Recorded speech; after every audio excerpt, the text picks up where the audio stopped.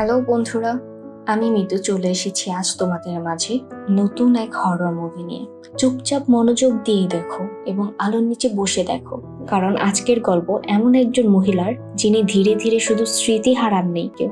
আজকে আমরা ব্যাখ্যা করব এক বাস্তব ভিত্তিক হরর মুভি, যেটা একবার দেখলে মন থেকে মুছে ফেলা যায় না। গল্প শুরু হয় যখন ডিবোরা লগান নামে এক বৃদ্ধা এবং তার মেয়ে সারাকে নিয়ে।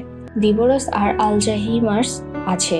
তারা সিদ্ধান্ত নেয় একটি মেডিকেল ডকুমেন্টারি টিমকে বাড়িতে ডেকে আনতে, যারা দেখবে এই রোগে একজন মানুষ কিভাবে পরিবর্তন হয়।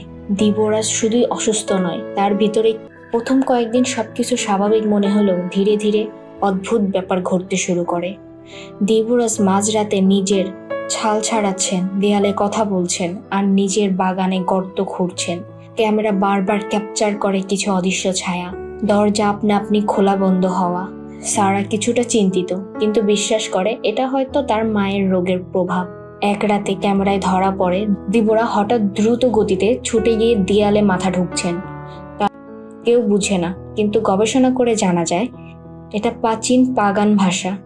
কিছু রহস্যময় ইতিহাস সামনে আসে। একজন কুখ্যাত সিরিয়াল কিলার, যার সাথে দেবরার একসময় ফোন কল সংযোগ ছিল। তদন্ত করতে গিয়ে তারা জানতে পারে ডিবোরা একসময় হেনরিকে তার মেয়েদের অপহরণ থেকে বাঁচাতে চেয়েছিলেন, কিন্তু সেই হেনরি আসলে ছিল একজন ডার্ক রিচুয়ালিস্ট। সে চেয়েছিল এক অন্ধকার দেবতাকে উৎসর্গ দিতে, একটি কন্যা শিশুকে। ডিবোরা হয়তো হেনরিকে খুন করে ফেলেছিল, কিন্তু তার আত্মা হয়তো মুক্তি হয়নি। ডিবোরা ধীরে ধীরে নিজের নিয়ন্ত্রণ হারিয়ে ফেলেছে।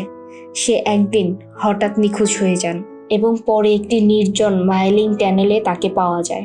তার মুখ বিবর্ণ, চোখ লাল। তার সামনে একটি ছোট মেয়ে দাঁড়িয়ে কাঁপছে। তারপর ঘটে ভয়াবহ দৃশ্য।